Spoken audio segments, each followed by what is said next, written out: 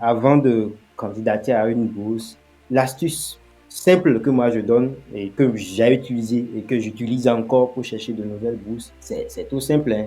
Tu fais bourse plus la filière dans laquelle tu es ou la filière dans laquelle tu cherches la bourse et tu complètes peut-être avec le pays dans lequel tu aimerais l'avoir.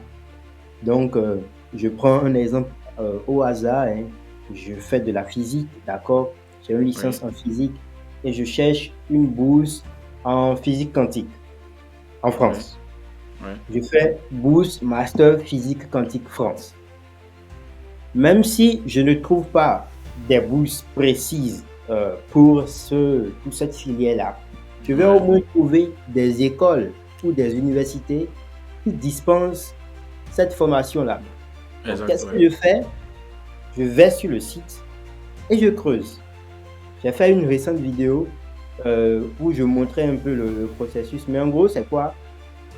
Beaucoup d'universités, en tout cas en France, au Canada, dans leur section internationale, quand tu vas sur le site de l'université, il y a plusieurs Ouais, sections.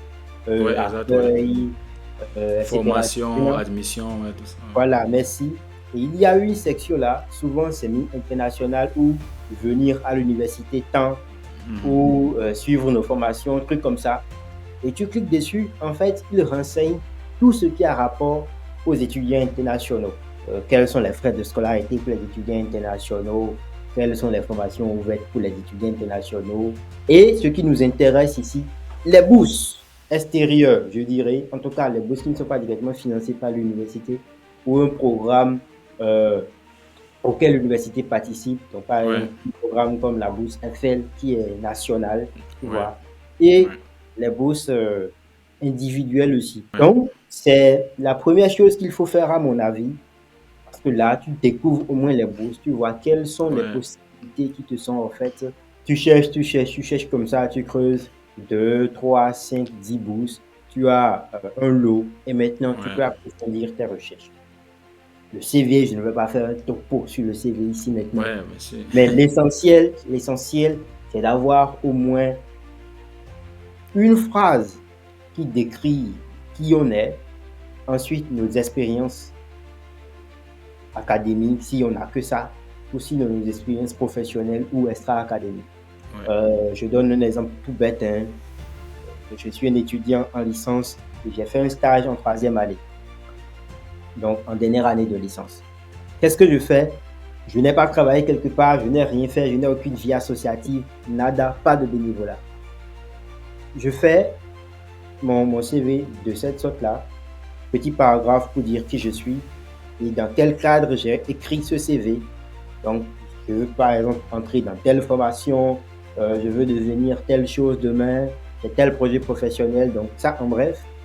Ensuite, mon stage, le tout petit stage que j'ai fait là, je mets ça dans activité extra-académique par exemple ou même activité professionnelle parce que Ouais.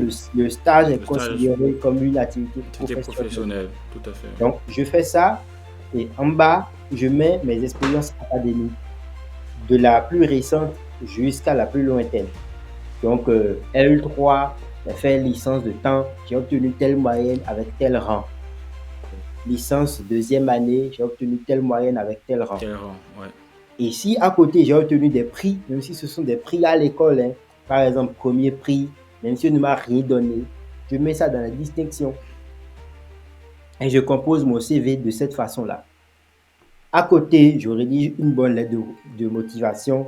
La lettre de motivation, le secret pour la rédiger, c'est j'ai un objectif, je veux l'atteindre et je peux l'atteindre grâce à vous en entrant dans votre formation. Vous pouvez m'apporter ceci et cela pour atteindre mon rêve. Donc, Exact, ouais. aidez-moi à atteindre mon rêve. C'est tout Voilà, simple, c'est c'est basique. l'idée de base, quoi. C'est l'idée Voilà, c'est le fondamentale. schéma.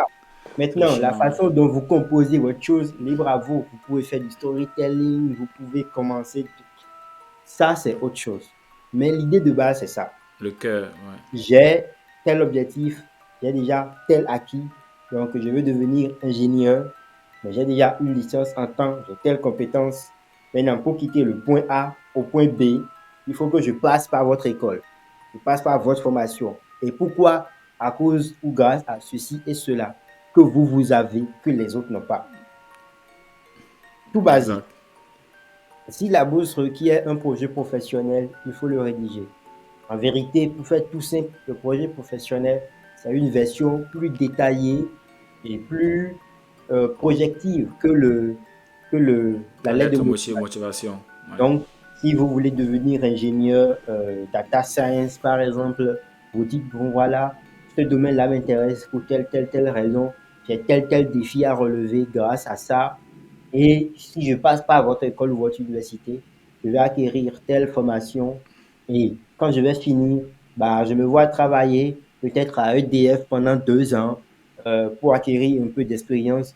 Ensuite, je vais à, je ne sais pas, Bouygues Télécom, je reste là pendant 3 ans. Et après, j'ai un certain background désormais.